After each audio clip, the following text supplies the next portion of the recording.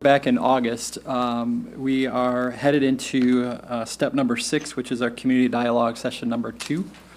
And the intent of this community forum would be to present some loose concepts and review some long-range plans and goals, and then basically solicit input from the community so that we can then begin to narrow to a single or two options to present at a final community forum before you need to make a decision as to what you might want to put on the ballot, if even go after a ballot initiative for both the Commission on Aging and the sheriff and jail projects. So the presentation that you should have received in your packet is the draft presentation for the community forum that is scheduled for January 22nd at 7 o'clock. At the Thornapple Valley Church. Do I have all that information correct? Yes. So I've got it on my calendar, and I have it on Adam Doublestein's calendar. Unfortunately, Sean Parshall's not going to be able to make it, so it's just going to be two of us that come to the community forum. The community forum will be set up similar to the way it was last time. Again, the intent of these forums is to create dialogue within the community.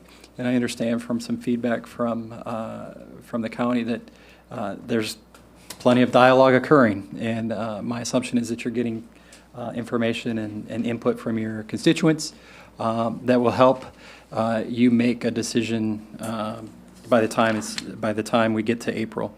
Now, sort of the end goal or the end deadline for this process is to come to you on the 14th of April. I think that's your board meeting. That you would then identify if you wanted to do ballot language to meet in August 4th election. The deadline for the clerk is April 17th. So we have to have that all put together by the 17th of April for the clerk so that it can be on an August ballot. Does all that make sense? Okay. So that's our path, where we are in the process.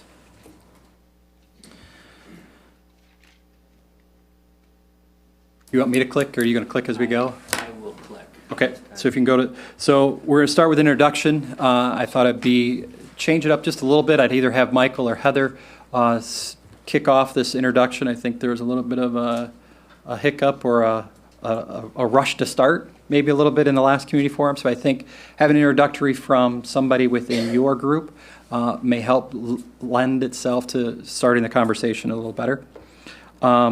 Next slide. Okay. One of the big questions that we received out of the last community forum was, what are the demographics? And before, when I was here sort of giving a report on that last community forum, I said that we don't do demographic studies, and I actually reached out to a consultant that does a lot of school student projections, who's a demographer, and he really specializes in school enrollment projections. And I asked him for some help to find somebody that could help us do this, and I was going to then pass that along to Michael. And he assured me that all the information is out there, either through the census report and the state of Michigan in 2019, September of last year, issued a projections report out through 2045. So he walked me through where to get the information, and basically I just pulled the information together and put it in a format that I hope begins to answer some of those demographic questions. We're going to look at some optional strategies for Commission on Aging, and then we'll divide the groups up again. And instead of doing Post-it notes, which didn't work very well because they, for some reason, the humidity in the room or whatever, they didn't stick. So we're just going to do 3x5 cards and have people write their questions and concerns and things that they talk about on those 3x5 cards. We'll gather all that information again like we did last time, and I'll get that back to you so that you can hear and see what your constituents are saying about this process and about the project. Go to the next slide. So the census provides information, estimate growth or estimate populations on a yearly basis. So from 2010 to 2018, that's what's the information that's available through the U.S. Census as estimates for Berry County population, and the demographic breakdown by age which I thought was the important piece related to these two projects. As they break down by age, and then I basically charted them across to 2018. Then, by using the report that was done by the Department of Management, I always get this, Department of Technology, Management, and Budget, which is a state department, they have projected Berry County population out through 2045. The graphic is a little deceiving. It's not intentionally to be deceiving, but it's a way to at least get all the information in one slide. In that, through 2018, it's a yearly change in rate. After 2018, it's a change by 5 years. So it looks, the graph has a little bit of a deceiving factor because it's the rate of time graphically changes in those last. And before the community forum, you'll correct the deception of this graph? I can, if that, but it's the information that I have available to me. I can start to plug in a bunch of blank dates to make it appear to be the same. Yeah, I want the data that you show our constituents at the town hall forum to be the most accurate and most clear. Okay. And that goes for all of the multimedia things. I'll change that into 2 graphics. Thank you. The other thing is your ages only go up to 64, and as we talk about the Commission on Aging. The top bar is 65 plus, which is actually the green bar on the bottom of that. Oh, it's at the bottom. Okay, sorry, I didn't see it. That's okay. So what this shows is that there's a trend to the aging population in Berry County. If we go to the next slide, this is a way to look at the overall population. So they total, and as you begin to look at, again, I can correct correct it so it'll be 2 different graphs moving forward. But the trend is basically that Berry County is growing out through 2040 and begins to flatten out a little bit between 2040 and 2045. What's interesting about this graph is that the bar at the top, the 65 plus, begins to grow. So as we move to the next slide, you'll see that as a percentage of the total population projection in Berry County, the population of 65 plus grows by about 2 to 3%. My math, 3%. While the population of 18 to 44 is slightly reducing as a percentage of the population. Does that make sense? And I think that'll help some of the questions of demographics. The slice of the pie of individuals over 65 is growing, and the slice of the pie at 1824 is shrinking. All other slices are shrinking, correct? All other slices are shrinking. Yep. Okay. And I think both of those are important as we talk about these 2 projects specifically. So one of the things that came out of the process over the last couple months has been a little more specifics of the things that are issues at both the buildings. The greatest deficiency that we have at the Commission on Aging is the spatial deficiencies. They're undersized by our estimates by about half. Their current building is about 10,000 square feet, and through our studies back in 2014, they need about 20,000 square feet.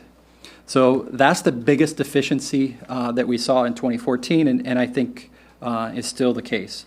The other major deficiency is the extended exposure to water, both from the roof and from water infiltration at grade level.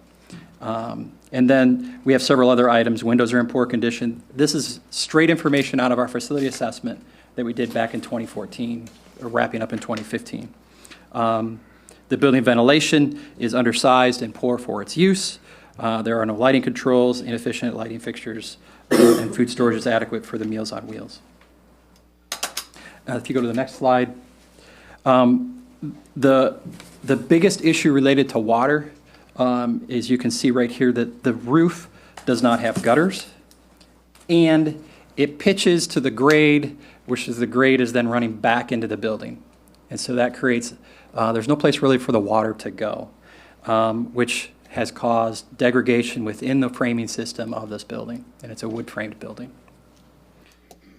When you look at the next slide, is a picture of the roof, and there was an addition put onto the building, and two different roof systems were combined, and that, from a building science perspective, creates a lot of issues, both from ventilation of an attic space and waterproofing from water infiltration on the top. So there's ongoing problems with the roof and in the walls of this building. That leads us to say, I don't know how much money you want to put into this existing structure before you start to look at replacing it. So those two issues would have to be addressed if we were to maintain this building. The next slide is just pictures for reference, the large community space and the kitchen space, and running out of storage space for that.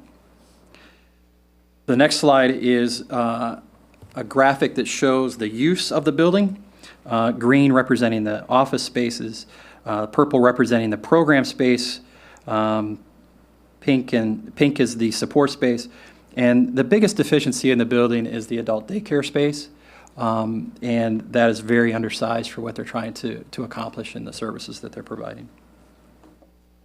If you go to the next slide, I've superimposed that plan onto the site to show what 10,000 square feet looks like on that site. If you go to the next slide, if you were to suggest, okay, let's try and make do with a bunch of the square footage that we have and try and put some repairs into that and add the square footage of 10,000 square feet onto the building, that's what it might look like on site.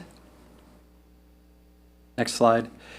And if you're going back to our initial proposal back in the facility assessment study in 2015, we suggested putting a 20,000 square foot building on that site in that location, which I think is one of the design. There's a design that was done in the previous election cycle to put a building there.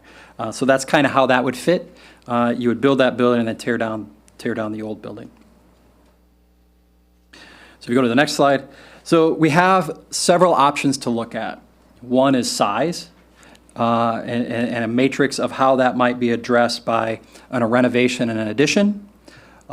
We talked at the beginning of this process of possibly utilizing the health department as an option and putting an addition on there and moving the health department around.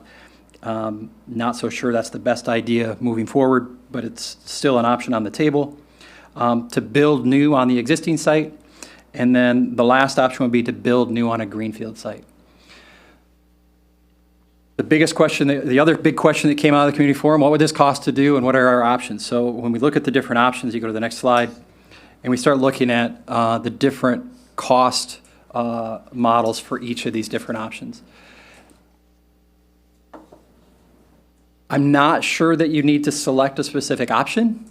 Because if you look at it from a scope and budget perspective, if you were to go after $5 million, it begins to fit into a couple different buckets.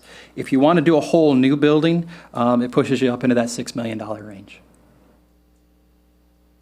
But there's obviously options below each of those that we can look at. So the idea would be is to understand from the community which of these solutions starts to best match the threshold at which they're willing to pay for. Okay.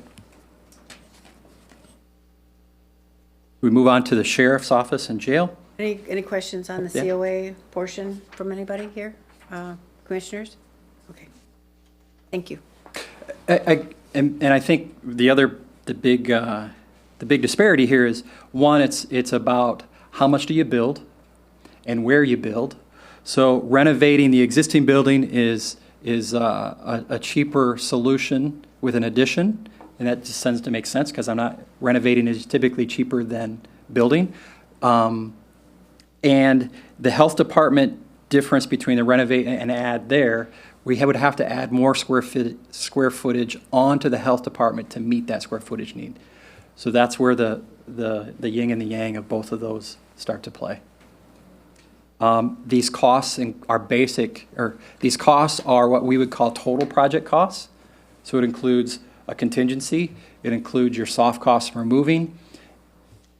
I'll call it a gross guess on what property might cost. I don't have any properties in mind. And if you were to go and build a new greenfield site, I haven't included into this financing the sale of your properties. So both for this one and the next one. I think it would be prudent I would not advise baking into your overall project budget a price to sell your existing asset. I would allow that to be, if you're able to sell your existing asset, allow it to then fund paying down the bond or the debt after the fact. Because you don't want to be caught left having to pay your contractors with the sale of another property and you haven't fully gotten it sold. Does that make sense? Okay. So as we begin looking at the sheriff's office, again, providing more poignant reference things to the facility assessment done in 2015, and the items that have a star next to them. So the item 1, 7, and 8 are things that have occurred since we did our facility assessment. So the sheriff has had a roof assessment done of the building.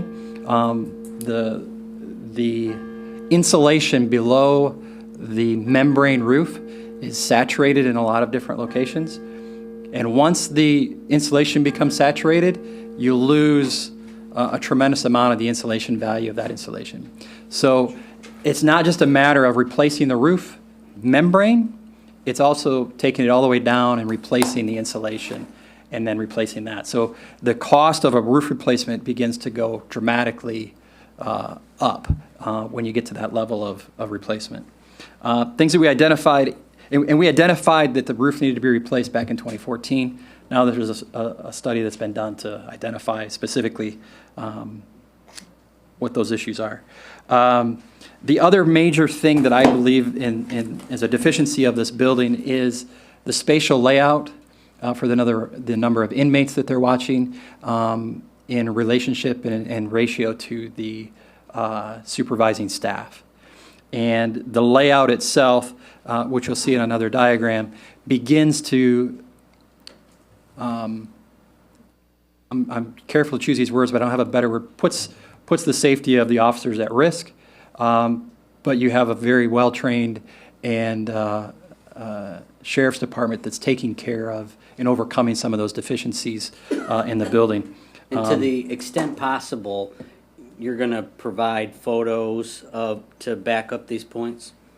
That was a specific request that my constituents asked for, that said, seeing it on paper is one thing, but seeing every point having photo evidence is really what we need to make a decision. And I've identified those. Some of them aren't visually that you would say. Yeah, you can't show that there's inadequate lighting. It's just going to be a dark slide. Yep. And it's hard to show inadequate fire alarm coverage because they just don't exist. So Show candles or something on their desk. We should not be using candles. Open flames in jails are kind of like open flames in ships. You don't want them. So we've identified the rusting door frames, the floor in poor condition, ADA compliant violations. Those are things I can't really show because there's just not an elevator to the basement, so that makes it difficult to show that. Security hardware and controls are out of date. I do not want to show a picture of the security controls. I don't want that out in the public realm at this point. The chiller failure you're all aware of, and I don't have a picture of the structural deterioration under the Sally port, but I can get that on my way out of town and get a picture of that as well. As we look at the HVAC controls, they're pneumatic controls. Pneumatic controls are basically, it's sending signals through pressurized airlines, and those tend to fail. So current building controls are all digital controls at this time. Site parking, the surfaces are failing, and site drainage and security and technology. Security and technology closets are not dedicated and secured. Now, granted, they're in a secure building, but they're not as secure as they should be and isolated as secure technologies. So as you look at, can you go back to slide 19, please? As you look at this slide, the large brown areas, both at the front and at the back of the building, so on the top of the page and the bottom of the page.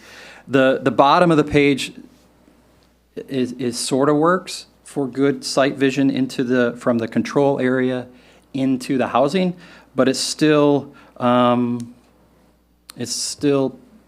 blocked by walls and the size of the doors and glazing into the cells. The area to the north on this drawing doesn't have any direct supervision from somebody's eyes. So the only way to supervise those areas is through a camera, which is not advisable. The fact that these areas are pulled apart makes for response by staff just that much more at risk. So those are some of the things that the layout precludes good jail management of. So I've got some pictures of the roof area, pictures of the floor and the deteriorating jail fronts, windows and door frames. Overall, the sheriff's staff has made do with a lot of custom-built solutions. Very well put. This is the booking area. So this is the first when a civilian is arrested and booked in. This is the area that they come to. Not the most secure of locations to be introducing somebody to jail, and that whole process. As you can see here in the picture on the bottom right, that's the most view into a housing unit. That's the limitation into the housing unit. It's all reflective back that you're seeing because of the lighting, but it's difficult to see through those. The lower level there you'll see on the left-hand side. So the training area is basically leftover storage space that they use for training. And you can see there, that's a closet behind a cell, and the deterioration and the work that's been put in to maintain and keep this facility running over the last several years. I'm going to add a slide between 24 and 25 that just lists all the previous studies the county has done. So in 2006, a study was done by Harrison Landmark, and they made some recommendations at that time. There was another study done in 2009 by RQAW and BICE, and recommendations made at that point. We did our last study in 2014, 2015, and made recommendations in that study, and now we're back to it again. So the purpose of this is to show that a lot of work has gone in and looked at ways to accommodate renovating and improving the jail situation. So if we take the 2006 study by Harrison Landmark, the intent there was to create 55 new beds in a housing pod, and at that time the projected project cost was $9.3 million. I've looked at a lot of different escalating models, so it gives me sort of a range of how you might escalate that to today's dollars. Would put that project between $14 and $18 million to do in today's dollars.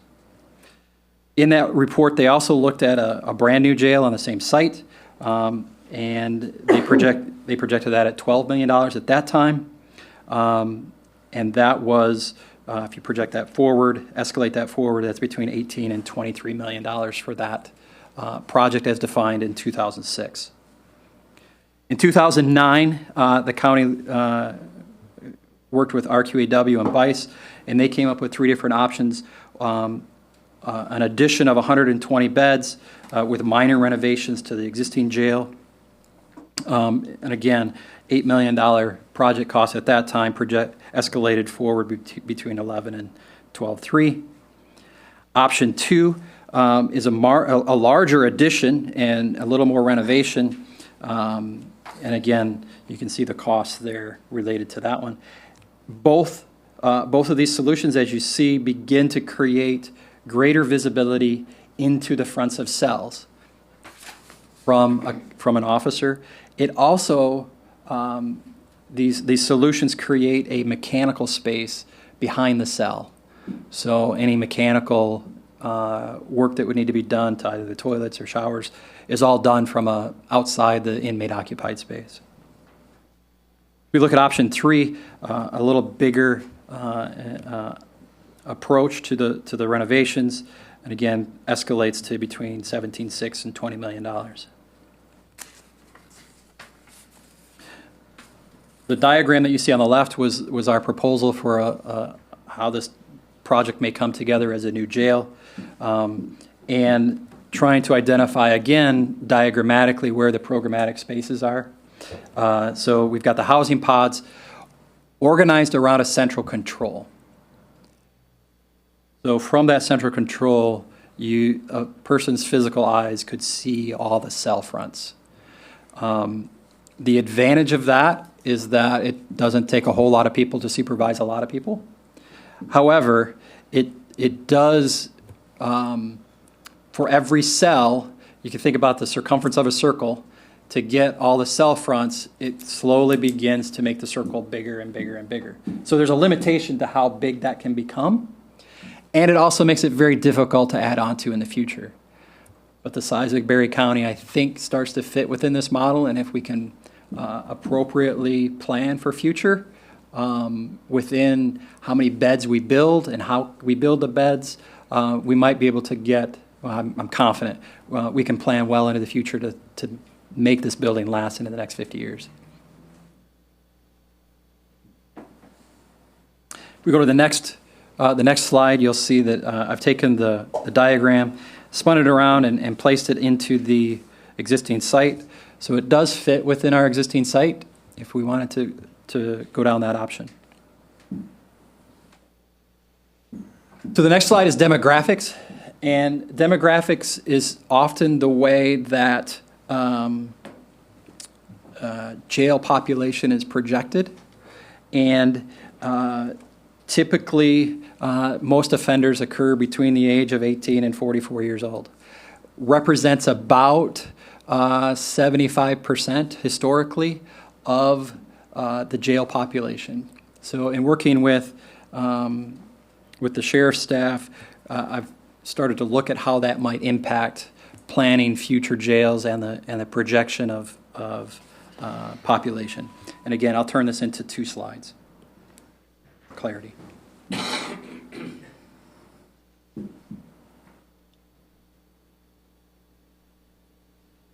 If I chart the typical national average, the way that a lot of jail population or bed capacities are calculated, is based on the national average of currently about 230 beds per 100,000 people. And we don't have 100,000 people in Berry County yet.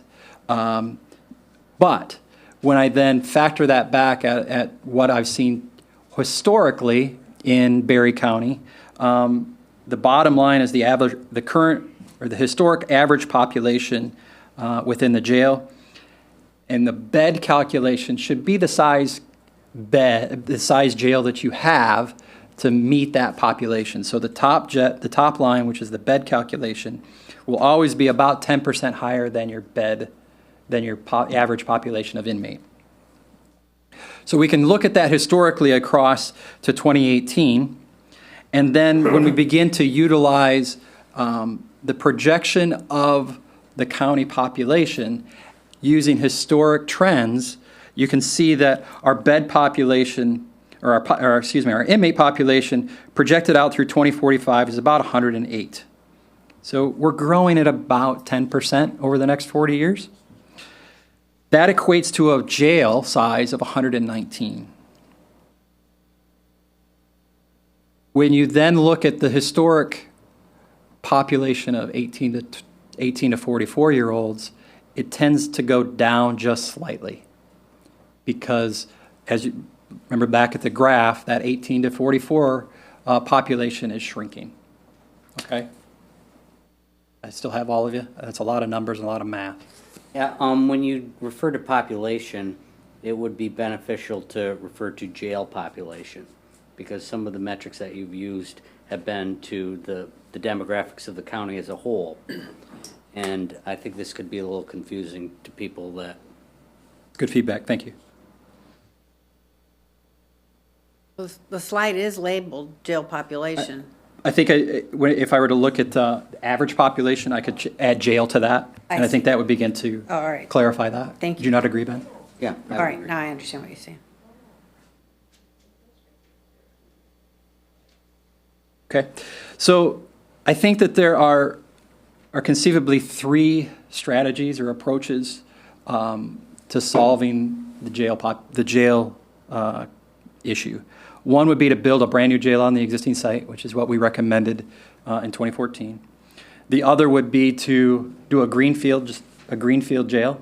So buy some property, sell your existing property, and build a new jail on greenfield. I don't know where that is just yet or what that would cost, but I've done my best to try and figure out what that might look like. And then there's possibly an adaptive reuse. Again, there's a little bit of a guess there because there's not really sure which adaptive reuse you would want to go down the path of. And then the other factor to all of these solutions is really the jail bed size. How many beds would you want to build to satisfy your need into the future? If we were to simply cover what we have today, we would need to build a jail of 108 beds. That would basically maintain your current average of about 97 capacity, or 97 inmate population. Looking forward into the future, what we saw on the last graph is that we need about 120 beds. And so 122 beds would be the next step up from there.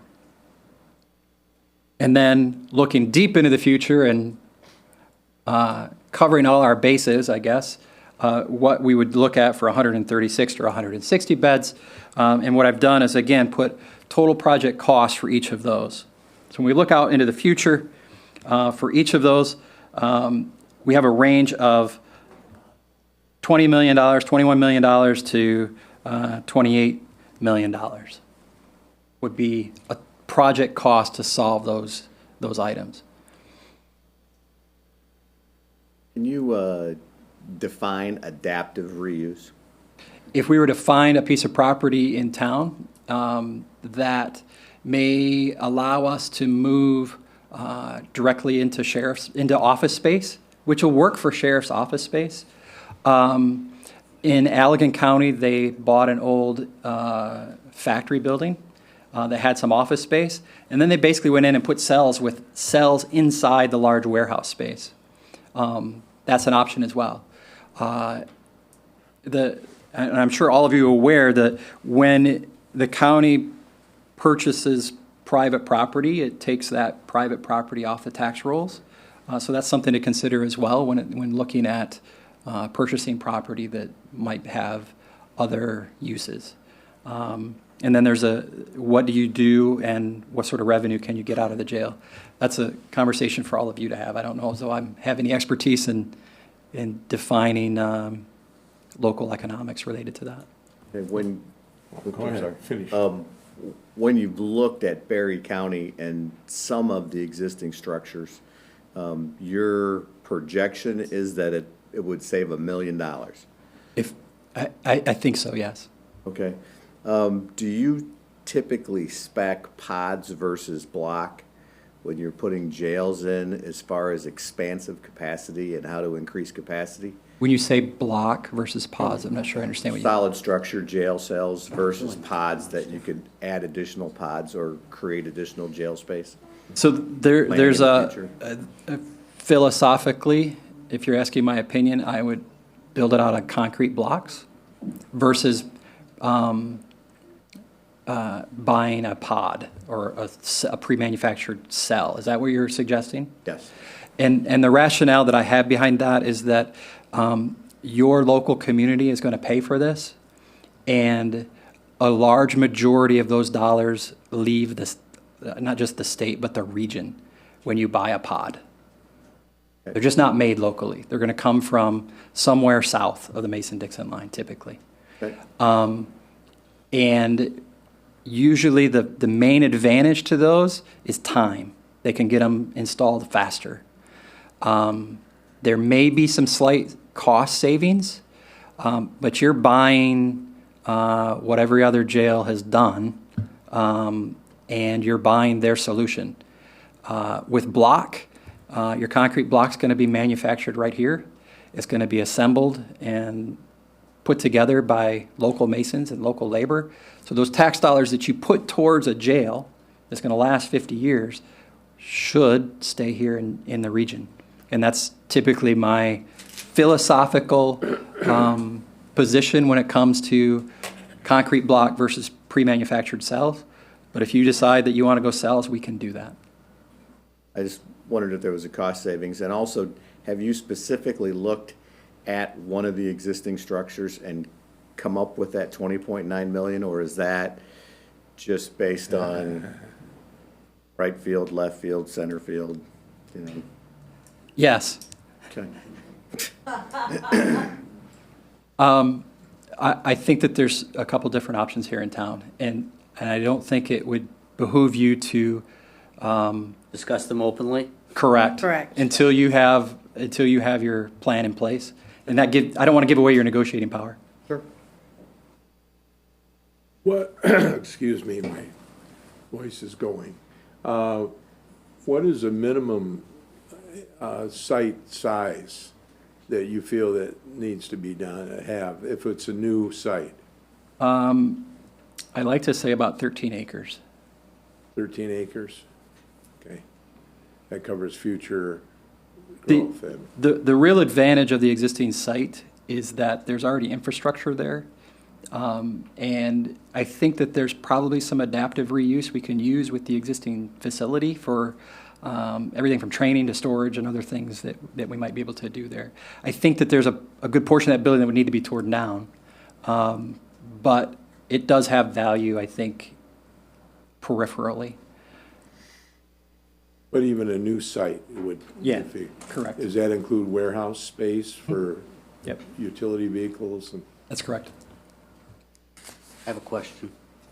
Go ahead. On the 122, 36, and 60, approximately what year does that get us to? What year are we going to cap out our space with 122 beds? There's a lot of different factors that roll into that. Based on So- your model? So if you go back to the demographic slide, page 33, if you just say historically it's going to maintain itself out through 2045, it should basically satisfy out to 2045 at 122 beds. Thank you. Just to give some insight, the things that begin to change population, change in statute at the state level, Yep. we see that happen. What alternative programs do you have for incarceration? Your neighbor Kalamazoo County has had jail population issues for a very, very long time and have developed a lot of different programs for alternatives to that, which helped them sort of bide their time until it just got to be too bad that they had to do something. There's some programs like that already here in Berry County. Drug court's a good one that helps keep people out of jail. I know the sheriff's doing a lot of after hours and weekend drug testing for those agencies. Those are programs that help keep your jail population down.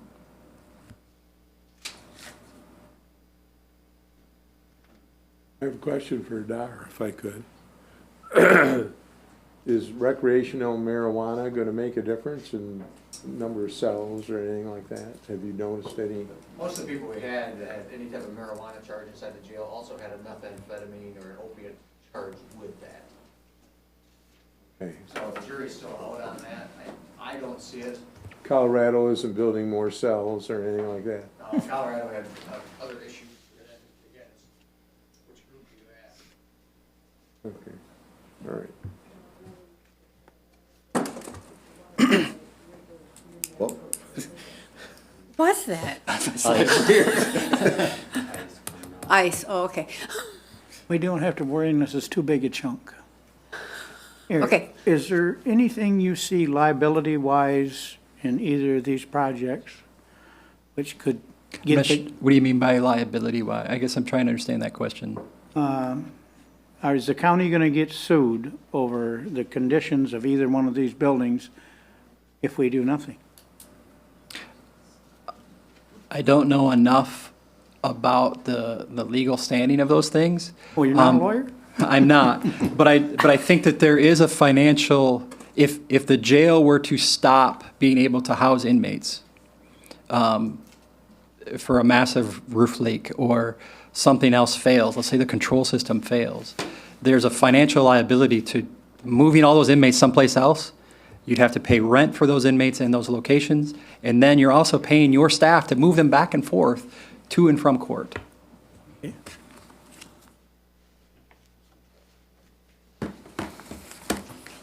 So the next big question that came out of our community forum was, how do we pay for this? I think there's an opportunity here to try and educate some of the general public of how these projects are funded. So that's what the next several slides represent. So general obligation bonds are basically bonds backed by the full faith and credit of the county, including the power of the county to tax its citizens. I need to add county there. So basically what that means is you're going to take out a loan or going to entice investment into the county and pay that back with a principal over the course of time. And you're going to use taxation to do that. The sale of those bonds go to investors, and the rate of return is how you entice them to want to get those, to buy those bonds or to invest in the county. The interest rate in the bond market fluctuates regularly based on what's at the market at the time, and basically the overall health of the economy. What I've heard on other projects, the bond market is pretty good right now, so you can get fairly low interest rates.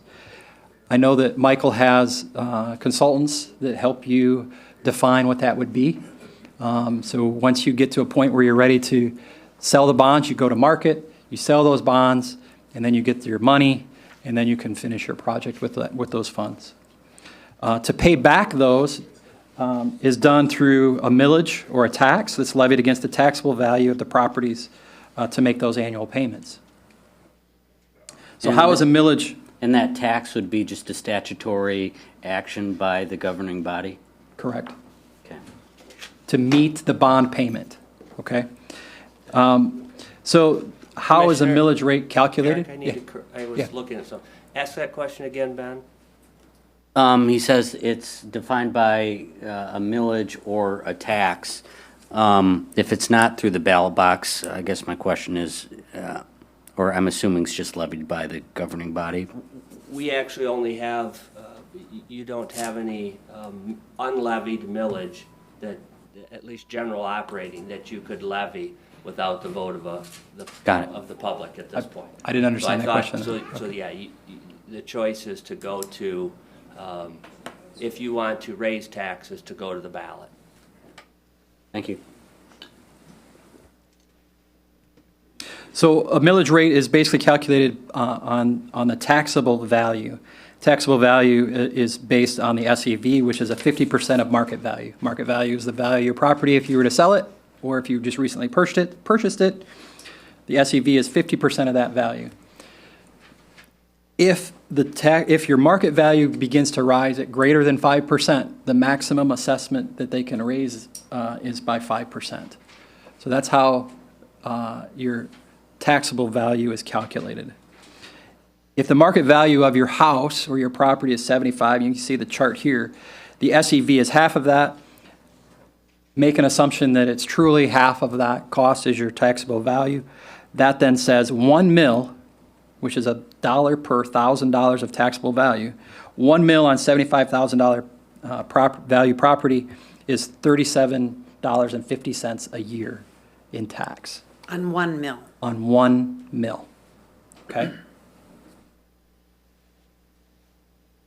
If we look at our jail project, and remember I said that the investment is both based on interest rate and term, in general terms like a loan. If we take a $25 million project over 25 years and assume a 4% interest rate, and that the taxable value across the county will increase at an average of 2.5%, the estimated millage rate over that 25 years is 0.52 mils. You take the same calculation over 20 years, it becomes 0.63 mils. Is that calculation understandable? Okay. If we then take those and we look at again on this same chart, the market value of each of those different properties, a 20-year 0.52 mils equates to $19.50 a year in tax increase. If you have a $500,000 market value property, it's $130 a year in tax increase over the 25-year term. And then you can see the same thing in the 20 years as well. Do you believe this presentation or this explanation would be beneficial to your community? I think you need to have a standalone for what's the medium SCV for the county, and it would cost the average taxpayers this amount of dollars in X taxes every year. You don't think somebody knows what their market value of their house is? When you're talking about SCV and taxable value, I think some people can get confused. But I think the premise is correct. Most people can follow along, but there might not be some people that can't. As a taxpayer, if you show me what it's gonna cost, that makes it pretty clear. Have I done that, I guess is what I'm trying to understand? Yes. Okay. I'm their tax. That's what I'm trying to break it down. I get questions sometimes.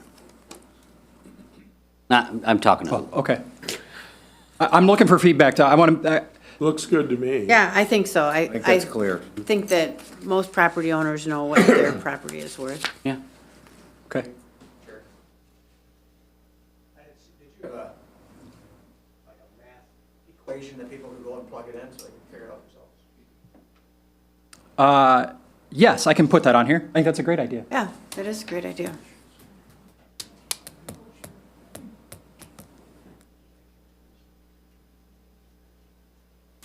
Okay.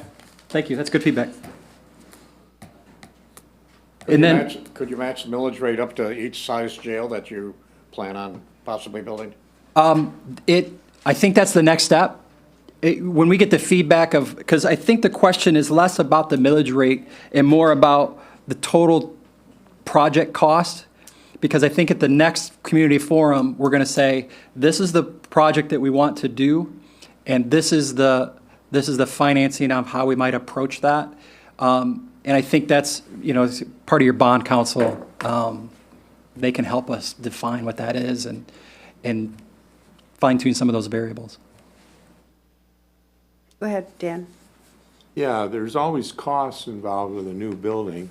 Sometimes you don't figure in what more staff is gonna cost to, and that's something I think you might wanna research. If it makes it more efficient, you don't need as much staff, or do you need more staff? Because we need that for the county budget too. We need to understand that too. My observation, going back to 2014, 2015, and my observation in the last 6 months, the sheriff is doing over and above what they need to do from a limited staff perspective. You are understaffed.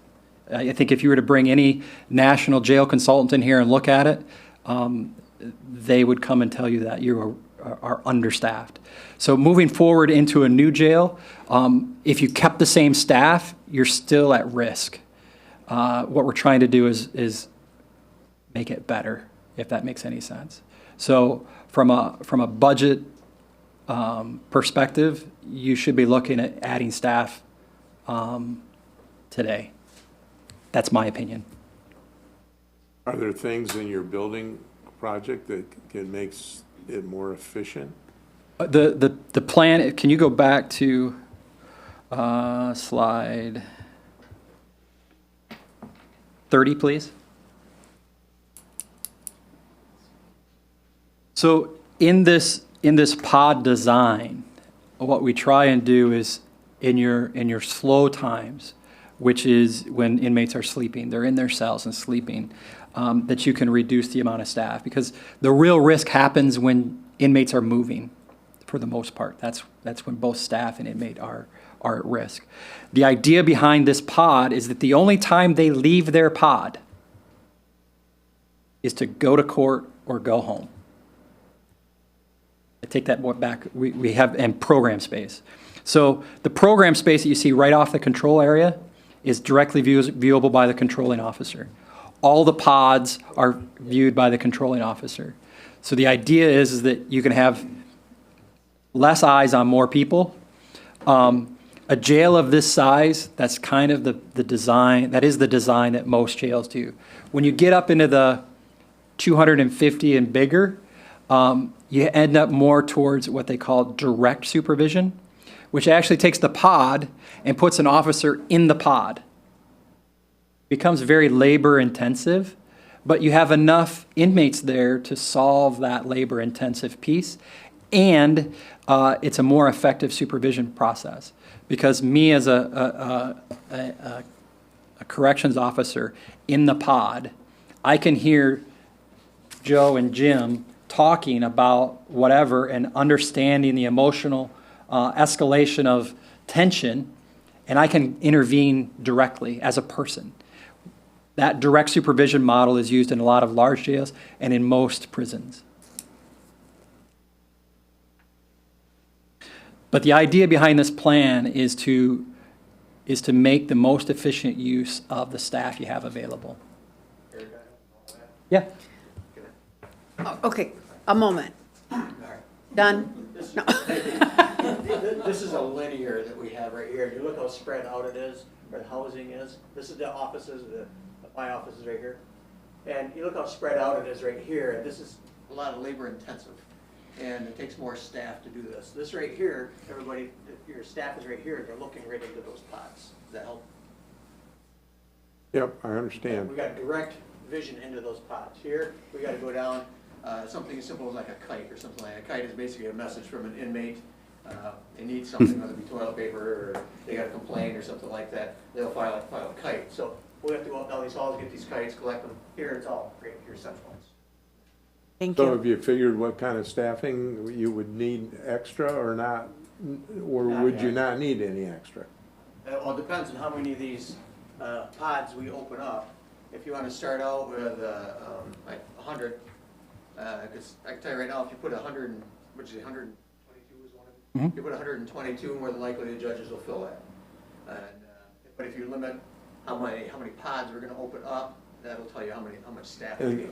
custodial type things too, you have to figure in. Yeah, we usually have inmates doing that for us. That's good, that's Inmate good, workers. yep. Typically what we recommend is that once we get the design near done or even done, there's a service that is provided, I can't remember the name, PONY, I think is the name of the acronym for it, can come in and help define what are called post orders, and define, this person can handle this much work, and help define that staffing load based on the design of the building. I just want to make sure that we take that in consideration for our total budget, and I don't know the legalities of whether this bond election, you can levy operating costs Yeah, into not it. operating I don't know if that's possible. I don't But think it's a so. good Is thing it to know. Operating costs? You could ask for operating, they would, my understanding would be they'd be separate. A bond issue is for the repayment of debt. You also have the ability to ask for an operations millage, Okay, but they would be separate it would be separate. issues. Okay. Eric, Yeah. on the pods, I Sorry? see the picture there has 6 of them. I've never been in the jail that we got or in a pod. What are we looking at there? Is there going to be multiple inmates in a pod? Or is there going to be multiple 122 pods? No, so a pod, what a pod allows the sheriff to do is what we call classification. A jail must take in all types of inmates.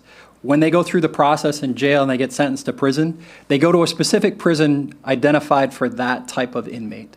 So we keep the nonviolent felons away from the felons, or the way they behave, or they're based on their history of how they behave in jail. You might have somebody that's under detox, you'll put them in a separate pod. You got male and female. So the pod will end up, this is simply a diagram. The one that I'm using on my trace table now to develop costs has 7 on a wheel. But it depends on the type of classification, how many cells would be in that pod. And we would also then elevate that control person 5 to 6 feet. And in the pod would be 2 stories. There'd be a series of cells on the grade level and a series of cells on a mezzanine. So by elevating that control person, now they can see into that upper cell as well.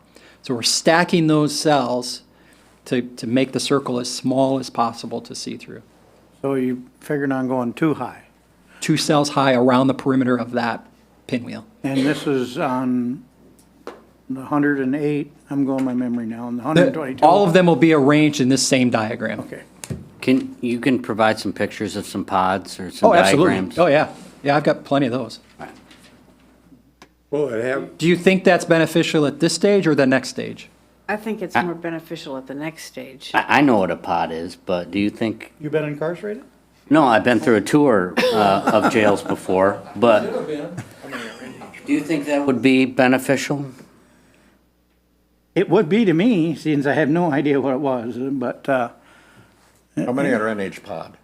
Again, it depends on the classification. So a max pod is going to have 1 person per cell, and we're probably going to put about 10 people in that max. Okay. Because, again, the more people, the more tension. We get to a minimum pod, it may not even have, it just might be a dormitory. And you might put 20 to 30 people in that pod.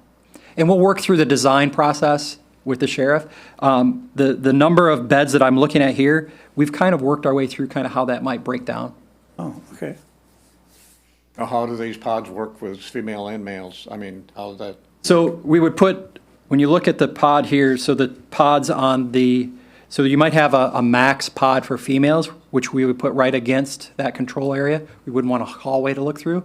So depending on how we define that pod, you're going to put them next to each other. And the only people that can see in there would be the control officers.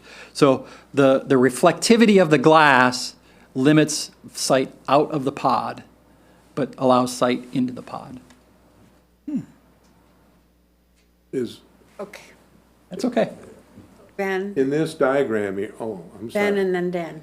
Is there Sorry. a walkway Wait a around second. the outside edge of the pods? I see some orange. Yep, the orange is the mechanical space, and what we do is we're going to run all of our water lines and our heating lines and everything around the back side of the pod.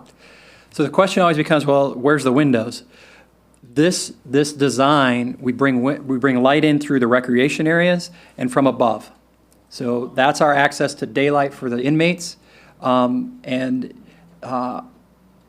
the security windows that you currently have in your jail, they're really, really expensive. So what we try and do is push those windows and the light being daylight, up out of reach from the inmates. Dan? Yeah, I just want to know where the common areas are, if you pointed out on that. So the cells will wrap the perimeter of the pinwheel, and the common area then is between the cells and the control circle.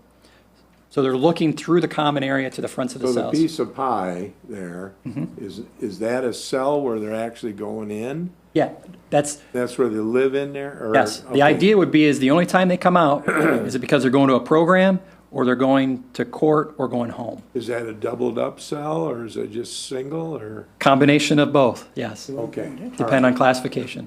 All right. Okay.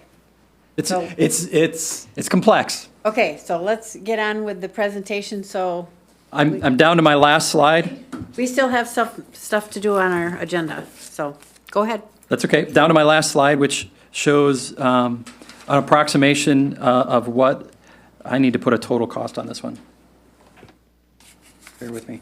I'm 42.16 mils across the market value of those properties. Shows what that This is on the might be. Commission on Aging, you're right. Commission on Okay. Aging. And then the last would be that we're going to break them into small groups, 6 to 12 people, do index cards, report out similar to the way we did last time. Wait, Yep. will you also put your little formula on the COA one? Yep. Just continue Yep. it as No, I long think as- that's a great idea. I think that's great feedback. And then what we're going to ask them to discuss, which of the options presented seems to be the most viable in your opinion? My thought would be to print half piece of paper that shows those different tables so that people have both the dollars and the different options in front of them. And then, does the proposed tax match the community's need for either facilities improvements? Okay, John has a question. Joel has his Oh, hand I'm up. sorry, Joel, I thought that said John, sorry. Something I might add, you're already gonna have two factions here as if this doesn't come without the budget, who's for it and who's against it. My recommendation is that you don't create a faction inside of a faction by determining who wants pink or red carpet in the office area. I don't think that we need to be giving the choices to the community in that regard. We should say, instead of block or odds, hey, this is our proposal, yes or no. Yes, yeah, the Agreed. design and everything will be done in-house, I agree with that. yeah. Sorry, Eric, go ahead. So our report out, basically, again, just like last time, and then let the community understand that we're going to take that feedback and boil it down into a proposed option either way, and do our third community forum. And it'd be ideal to target that either the first or second week of March to have that community forum. That it gives us enough time for you to then react and decide what you want to do. Madam Chair? Can I, yes. You got 15 minutes of discussion. Are you talking about with the groups, or are you talking about in general at the end? With each group, they'll talk amongst themselves, and then For they'll have... 15 minutes? Yes. Okay, all right. And then they'll report out like they did last time. This is the biggest concern that came out of this group. And just, again, this whole process is to hopefully create dialogue between you and your constituency with information that they can talk about. So we're not supposed to say anything, right? Correct. You should, I would think that your personal interaction between meetings is trying to help form your opinions on which direction to go so that you can represent your constituency the best. If anybody asks, how long is this meeting projected to last? I'm thinking it's probably, I'm going to shoot for an hour, but I think it's be an hour and a half by the time it's all said and done. We've been in 47 minutes. I'm going to be much more condensed because I'm not going to, yes. Okay. I mean, people wanted to hear more about the condition of each of those facilities, and that was the biggest complaint that I heard. So, but, I mean, we came back in session at 11, so just to, of course, we stopped and asked a lot of questions, too. No, I understand. So, You have chosen to do it in this forum. That's So right. this is the process for Yep. me to get information to all of you. right, I didn't know if you were looking at the clock, No, so. I'm If here it to serve runs you. over, you're not gonna cut them off short, No. right? Oh, no, no, No? not at all. Okay. Anything else to share with us? That's all I You've got all have. your notes made on I the do. suggestions I and do. everything's good? Is anybody here have any more questions on this, board members? We're ready to move on to the next topic. Thanks for, You're welcome, and I will, I'll get the it updated and to Michael. Hopefully he can get it to you before the meeting on Wednesday, and I'll see you all Wednesday night. And thank you for work. Want to wear Michigan colors or Michigan State colors too. And, I'll wear black. and thanks for allowing us to handle that other issue on the You got important things to talk about. refugee issue. Understand. All right, thank you so much, Eric. You're welcome. Moving on, thank you. Unfinished business, we have none. New business, anything that I'm aware of? We have none. County Administrator's Report, I'm all set. Thank you. okay. I myself did have a report here. I don't know what I did with it amongst all my paperwork, but I attended all my township meetings last week. I had all 3 of them. Conservation District, they appointed a new person to fill a vacancy. Someone had resigned, Bill Soul had resigned. I don't know what I did with my report, I'm sorry. I can't think of the person's name right off the top of my head. What other one did I attend? One other business, conservation. I don't know. I had a report all written up as I normally do, but it's amongst all these papers. So that's all I have. The townships are busy, 2 of my townships are dealing with looking at incorporation letters for the sewer authority. That's Orangeville and Yankee Springs, so that will probably continue on for another month or so. So that's all I have. Ben? I'm good. John? I've been under the weather and I haven't made a meeting. Missed all my township meetings. Thankfully, David went to Rutland. No, if you don't feel good, stay home, I so. went to Carlton too.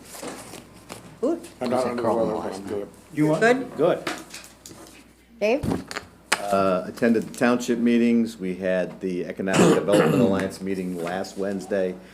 I think I'd mentioned, had received 30-some applications to take over Travis Alden's position, and they've got that vetted down to, I believe, around 5, and hopefully have a decision on that sometime in the next couple weeks. So we'll keep that posted.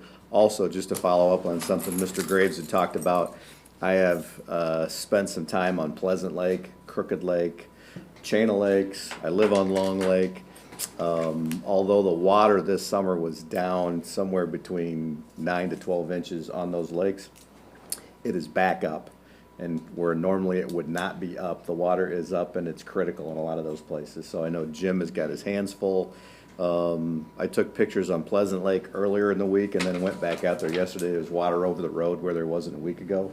A couple inches of rain obviously is not helping that. So that's got to keep on Jim's radar. I know the pumps are running in Southern Berry County in multiple locations. So they're got permission. I saw a permit approval come through from Eagle to keep pumps running on Crooked Lake.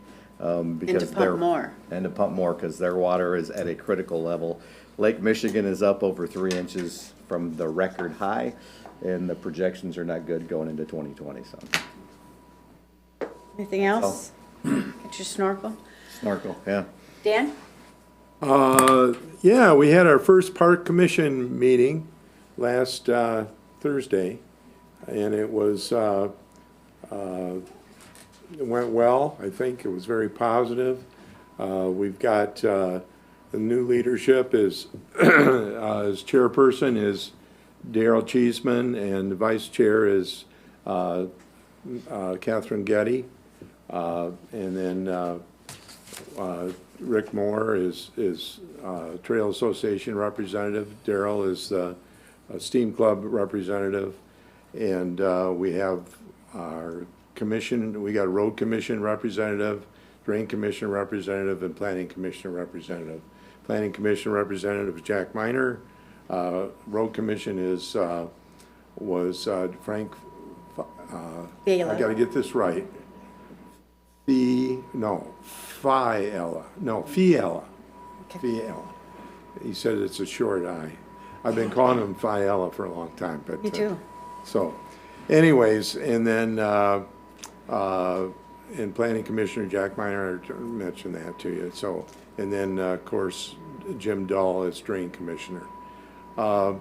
Looks like we got quite an agenda. We got all the bylaws done that night and approved and discussed. It was a long meeting, but we got that done, so we're on our way. At the township meeting last night, Thornapple Township, basically, we had a lively discussion on elected officials' in salaries for the year coming up, so that was interesting. And then they're they're well on their way. They're looking at also possibility building a new fire department and that too. so- Thornapple? At Thornapple, yeah. And so they're thinking, I think, in the long run, they could, that property that's where there is now is right along the trail there, and it could be used for other things that would be more beneficial to the economic development of the Middleville area there, so. But I did throw out last night about any questions on the immigration, immigrants coming in, and no one had anything to say one way or the other. And so it was kind of accepted that that's probably a good thing to do, so. That's about it. Got Village of Middleville tonight. Madam Chair, Yes, can I ask Dan a question? sure. Does them bylaws come before us? Yeah, they'll have to be approved by us, yeah. Yeah. Is that it? That's it? Okay, thank you. So if there isn't anything else from the commissioners, limited public comment. At this time, any member of the public wishing to address the board may do so for up to 3 minutes. Mr. Brown? Back again. First of all, thank you for appointing the new solid waste people as the new members. I'm going to recommend to Frank Fiala, the chairman, that every month that somebody from that board comes here and brings you guys up to speed as to what's being done or not. That committee has the same situation that a lot of others, that nothing really has been going on for the last 10, 15 years, except the Solid Waste Oversight Committee has the hazardous waste twice a year. Excellent project. Keep it going. Don't, if you didn't do anything else, do that. But we can do more, especially recycling. As far as the jail and the COA, you got 60 days to pull all this information together and put something, make a decision on the ballot and this and that. I can guarantee you right now that if you put both of them on there, they're both going to go right down the tube. The first meeting that was held regarding on this, the public forum, was done in the city of Hastings. I'm going to go back to Darley's drone. That drone is very valuable, except it's completely worthless, A, if you don't take it to the site that you're going to go inspect, and you don't get it up above the ground and look from above. Having that first meeting in the city of Hastings, expecting 60,000 people potentially, some of these to come in and give their 2 cents. I was there, and I was looking who was there. It wasn't the general population that we need. City of Hastings has 8,000 people. That's 13% of the county. Where is the other 87% of the county? They're still out there. You're going to have to take this message physically, mentally, and graphically out to the outer reaches. And if you didn't do anything else except split the county into four pieces and go out there with a presentation similar to this, or what you had the first time, you're not going to get anybody. You're ignoring 87% of the rest of the county. Let me shut technology off.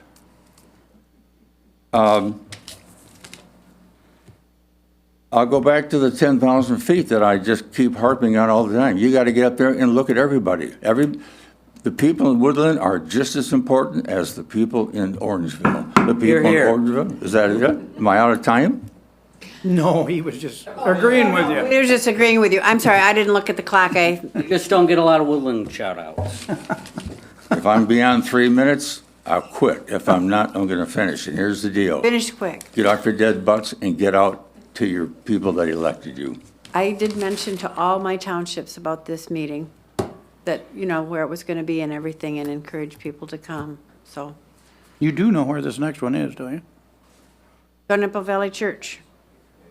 5 miles from the city of Hastings. Take it out farther, people. I'm dead serious. You can expect everybody to come to you? No, you're elected. You go to them. You go out and you campaign to get elected? Well, go out there and take that message to them. In other words, get out of this place. Thank you. Thank you. Thank you. Getting out of this place wouldn't be bad. Okay, I'm looking at the clock. Last time was 2 minutes and 42 seconds. Seemed like I've already an hour. rehearsed this and I know I can do it in 2. But anyway, I'd like to remind everyone that the Open Meetings Act is not only our right to address the board, but it's also our non-jurisdictional constitutional right to address the public as well. It's hypocritical at best to call out, quote, the people who show up to these meetings to stir the pot, end of quote. Ironically, they're not here anymore. Almost none of you were at the meeting that counted last week when the commissioners voted to delay the vote past the extension deadline. Had you been here, Wait a minute. You addressed your questions to the board. I understand what you're saying about the open meetings, Matt, but I've investigated the Open Meetings Act. I've talked with I'm asking you constitutional to. lawyers as well. This is my right to address everyone in this room and everyone who is watching. You address them through the chair. though. through the chair. Not according to what I've read. But anyway, to the chair Thank to you. And I tell will I will look into what you're saying. to the chair to address to everyone else. Almost none of these individuals were at the meeting that counted last week when the commissioners moved to delay the vote past the extension deadline. Had they been here, they would have heard me state that not only would I be the first to open my home with the support of my family, but also that we should not take in 2 refugees, but 102, not in cooperation with the UN, that being my only contention. There were only 2 constituents who cared enough to even make this an issue at the last meeting, Eldon and myself. None of them would be here today had our pictures not made the paper. None of them would care about county issues enough to even go to the website and research what the commissioners voted on. They are driven by passion, not facts. May I remind them that everyone in this room, that Trump signed this order September 26 and gave 90 days for state and local governments to respond. Truth of the matter is the county dropped the ball. No different than with the Sheriff's Department and the COA. But maybe had Bethany Christian Services also offered jail studies and COA blueprints, the county could have addressed both of these issues as well. One thing I want to mention as far as Drain Commissioner, he's had a pretty tough job with the Lower Lake or Crooked Lake problem. And I want to remind the commissioners that a lot of that problem was put on by the residents of Crooked Lake themselves. There was a farmer who was pumping irrigation water off of that, and the residents of the lake not only complained to their township and so forth, but they also sabotaged his pumps to the point where it was worth it for him to drill an $80,000 12-inch well to irrigate all of this property. May I remind them, if they did operate 600 acres, do the math. 1 inch of rain is 27,154 gallons per acre. Money that the county is spending to remove, not that a farmer is. Thank you. Anyone else?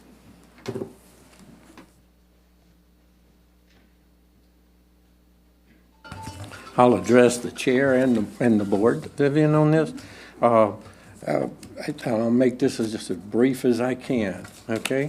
I would like to just quickly run over something here, and then I'll make application of this, okay? This concerns President Trump.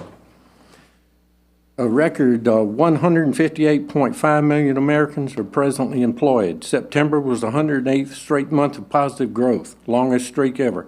The U.S. added a net 223 jobs in October, bringing the total number of jobs added since elected to 6.9 million. There are 10,000 more factories in America today than on Election Day 2016. Unemployment for Americans without a high school diploma is at its lowest rate ever recorded. Okay, if I can get this page turned. President Trump has successfully confirmed 150 federal judges. The U.S. has become the world's largest producer of oil, natural gas, surpassing Saudi Arabia, Russia. We are a net exporter of natural gas for the first time since 1957. President Trump is unleashing economic growth and jobs. Since his election, the Trump administration's pro-growth policies have generated 6 million new jobs. The unemployment rate has fallen to its lowest point in 50 years, and wages have grown at more than 3% for 10 months in a row. With that in mind, as we approach this building project, I've been in the housing industry for 26 years. I retired as a maintenance supervisor technician. I've worked with HUD, I've worked with MISTA, and with Battle Creek Housing. The question is not, do we need a jail or COA building? As you saw, it was presented, we do need it. Those things have gone down, and from a maintenance man's perspective, I've been in the jail for 34 years with Forgotten Man Ministries. I know what the jail looks like. I know what pods look like. So I'm familiar with that. But the need is... And will you open the door? Thank you. The need is there.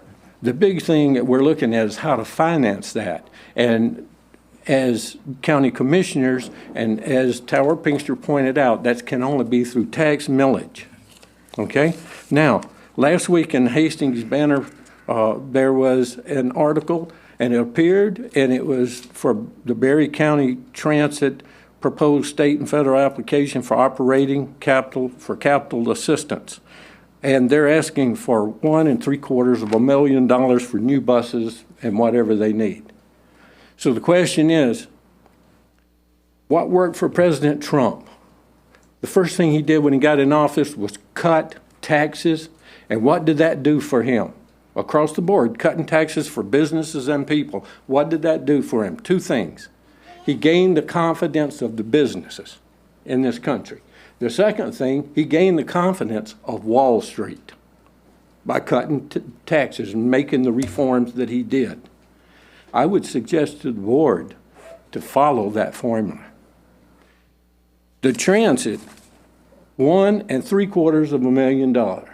Why are we supporting a business-driven entity?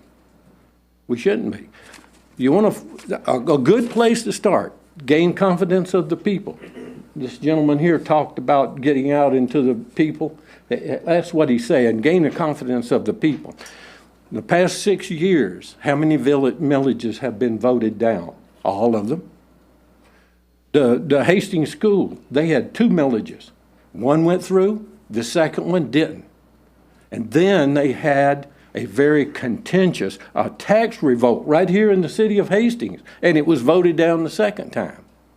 Okay, so you're over your 3 minutes. So my suggestion, this is a good place to start. This is a good place to start, making some cuts. Now, there's some things, there's one right there you could do almost instantly. And of course, the manor's coming up in a few more years, and it's on a bond, and you can gain support there. Thank you. Thank you. Larry Bass, I'm still in Carlton Township.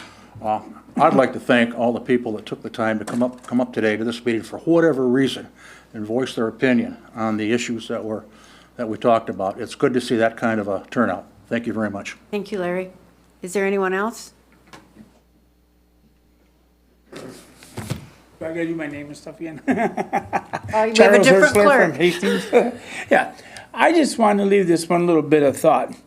I am the proud grandfather of 8 kids that my son adopted through the foster system.